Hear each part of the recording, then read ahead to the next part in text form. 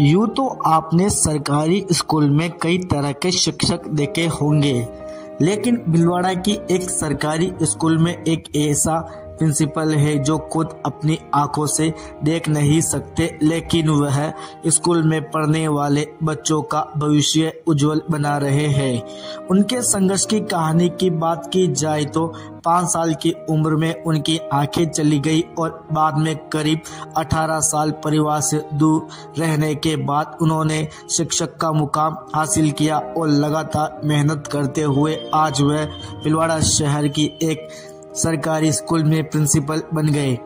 अपने जीवन के हर अध्याय में उन्होंने गिरते पड़ते संभलते हुए अपनी कमजोरी को अपनी ताकत बनाया और आज वह अन्य लोगों के लिए मिसाल पेश कर रहे हैं जो दिव्यांग होने के बाद हार मान लेते हैं। आइए जानते हैं उनकी कहानी खुद उनकी जुबानी। 5 साल की आयु मेरी थी जब मेरी दोनों आंखें जो है जा चुकी थी, और इसके बाद जब मैं करीब 7 साल का हुआ तो किसी परिचित ने पेरेंट्स को बताया कि ऐसे बच्चे भी पढ़ सकते हैं, आगे बढ़ सकते हैं।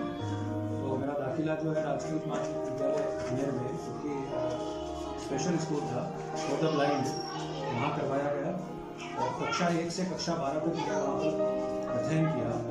इसके बाद मैंने ग्रेजुएशन किया, संस्कृत में ऑनर्स किया मैंने जय नारायण व्यास विश्वविद्यालय जोधपुर से, और उसके पश्चात अंग्रेजी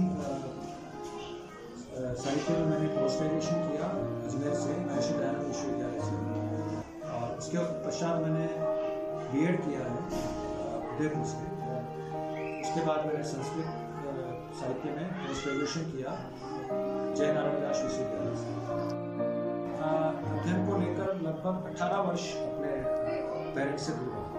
लाइफ में बहुत संघर्ष करना पड़ा, शुरू से लेकर अंत तक संघर्ष ही संघर्ष रहा है।